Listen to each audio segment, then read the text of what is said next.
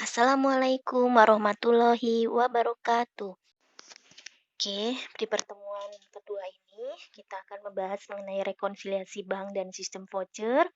Tujuan pembelajarannya adalah diharapkan nantinya Anda bisa menjelaskan dan mempraktikkan tentang rekonsiliasi bank, kemudian bisa menjelaskan tentang sistem voucher. Nah, oke, rekonsiliasi bank di sini tentunya terkait dengan pemanfaatan rekening bank, di mana dapat mengurangi jumlah kas yang harus dibawa ke sana kemari, ya kan? Kemudian sekaligus memperkecil resiko terjadinya kehilangan atas uang kas. Nah, selain itu, dengan rekening bank itu memungkinkan pencatatan berganda atas seluruh transaksi perusahaan yang melalui bank. Nah, transaksi dicatat oleh perusahaan dan juga sekaligus oleh bank. Nah, hubungan yang ada di sini tentunya antara deposan ya, depositor dengan bank adalah depository ya, adalah hubungan timbal balik. Nah, setiap kali deposan menyetor uang ke bank, maka hal ini merupakan kewajiban bagi bank. Nah, sebaliknya, jika deposan melakukan penarikan uang, ya, maka hal ini akan mengurangi kewajiban bank. Oke, di sini jumlah saldo uang kas deposan yang ada di bank secara terus-menerus harus dicocokkan antara menurut catatan perusahaan dengan catatan di bank. Nah, di sini ada juga istilah cek. Nah, cek adalah dokumen tertulis yang ditandatangani oleh deposan, khusus rekening giro, yang dimana meminta bank untuk membayarkan sejumlah uang ke individu atau entitas tertentu. Nah, tentunya di sini ada tiga pihak yang terlibat dalam proses penerbitan sampai pencairan cek. Yang pertama, pembuat atau penarik cek. Yang kedua, bank. Dan yang ketiga, penerima cek. Pembuat atau penerima cek adalah orang yang menandatangani atau menerbitkan cek dan meminta bank untuk melakukan pembayaran. Nah, sedangkan bank adalah pihak di mana cek tersebut ditarik. Sedangkan penerima cek adalah pihak di mana cek tersebut terutang atau pihak di mana pembayaran ditujukan. Seperti itu. Nah, jadi di sini tentunya kita harus mengetahui apa itu cek karena terkait dengan rekonsiliasi bank. Begitu ya.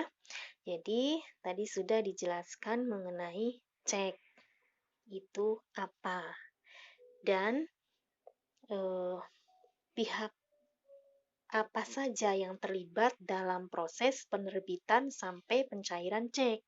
Yang harus diingat ya bahwa ada tiga tadi, ya kan? Pembuat atau penarik cek, ya kan? Bank. Yang ketiga adalah penerima cek. Begitu.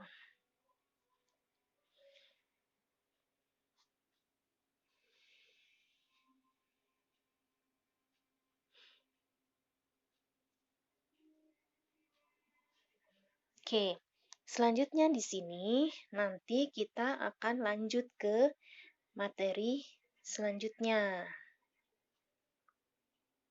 ya kan? Bahwa cek itu harus seperti apa kondisinya. Nah, kita akan bahas selanjutnya ya. Oke, selanjutnya kita harus tahu bahwa cek itu haruslah bernomor urut tercetak, ya kan?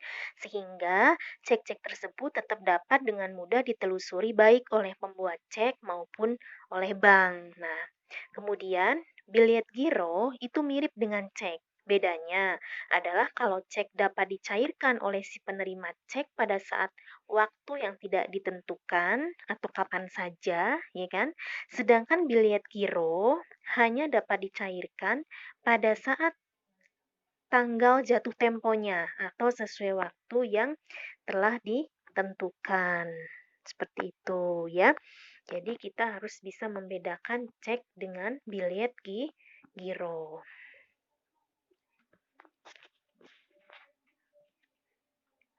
Oke, selanjutnya adalah mengenai rekening koran. Nah, rekening koran di sini memuat hal yang sama dengan buku tabungan. Nah, di dalamnya sama-sama memuat mengenai tanggal dan sandi transaksi, mutasi debit, mutasi kredit, dan saldo. Bedanya adalah kalau buku tabungan dibuka untuk nasabah deposan atau perorangan, sedangkan rekening koran untuk nasabah corporate atau entitas.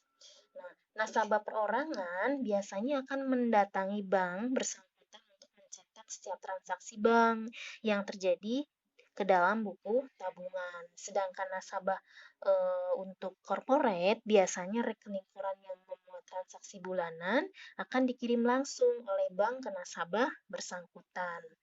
Nah, di sini khusus untuk rekening koran, laporan yang memuat rincian atas transaksi rekening giro, seluruh penarikan kas harus dilakukan dengan menggunakan cek atau biliet giro.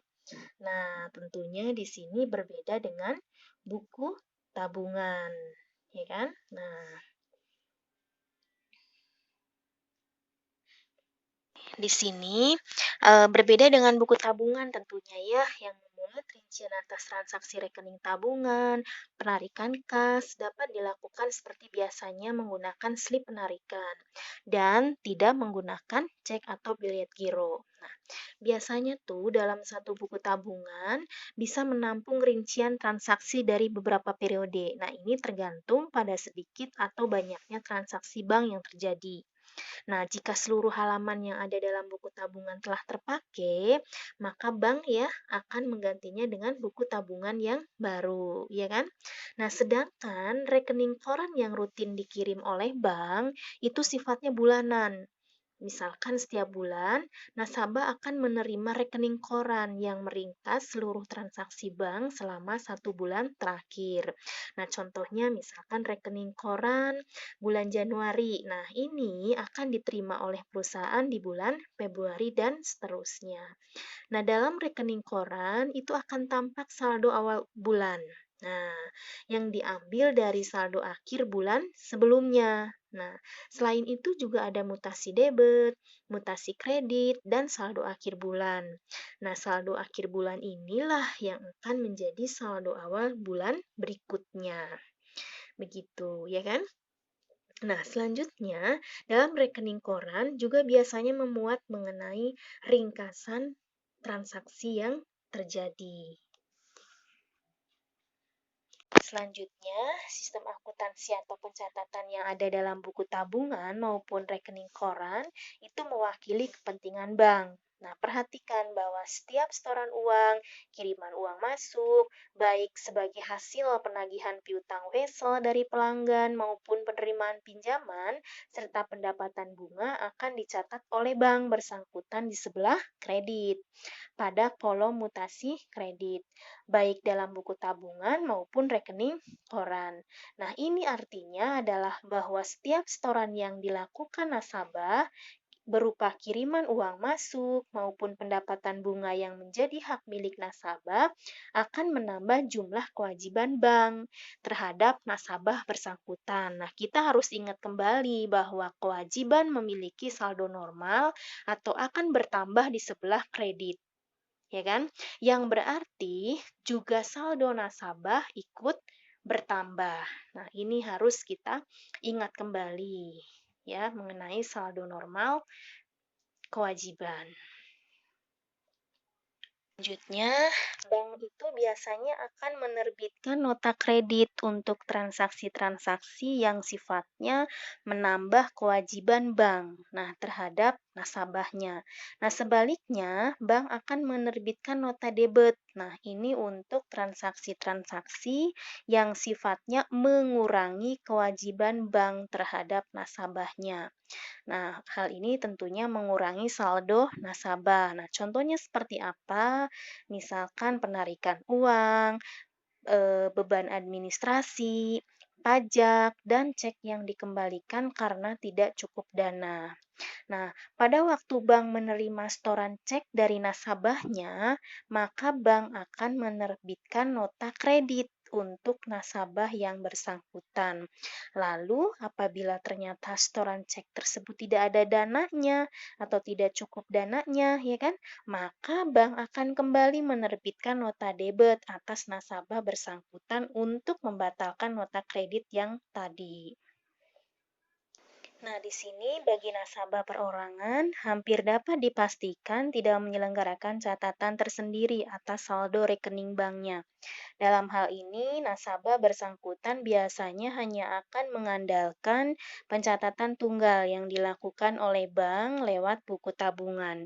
Nah, sedangkan untuk nasabah korporat, bahwa dengan rekening bank akan memungkinkan pencatatan berganda atas seluruh transaksi perusahaan yang melalui bank. Nah, yang artinya bahwa transaksi akan dicatat oleh perusahaan dan juga sekaligus dicatat oleh bank. Nah, untuk rekonsiliasi dua kolom, ya, tampilan laporannya atau penyajiannya nanti akan dibagi menjadi dua sisi. Nah, sisi pertama memuat mengenai rincian koreksi atas saldo akhir kas di bank menurut catatan bank. Nah, sedangkan sisi yang satunya lagi memuat rincian koreksi atas saldo akhir kas di bank menurut catatan perusahaan. Nah, proses rekonsiliasi ini akan berakhir apabila masing-masing saldo akhir kas di bank dari kedua sisi antara menurut catatan bank dengan menurut catatan perusahaan itu telah sama. Nah, yaitu sesuai dengan saldo yang sebenarnya.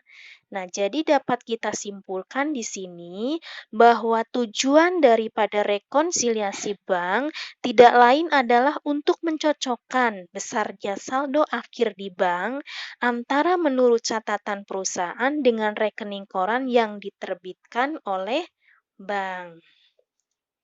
Di sesi 1 materi rekonsiliasi bank dan sistem voucher sampai sini dulu ya. Nah, di sini ada beberapa referensi yang menjadi rujukan Ibu menyampaikan materi ini dapat Anda lihat di poin referensi.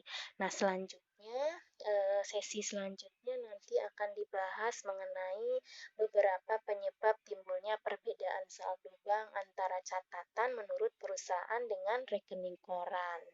Penasaran kan? Nah, jangan lupa Anda lihat sesi berikutnya, karena setelah itu akan ada sesi praktika terkait rekonsiliasi bank juga. Sekian, wassalamualaikum warahmatullahi wabarakatuh.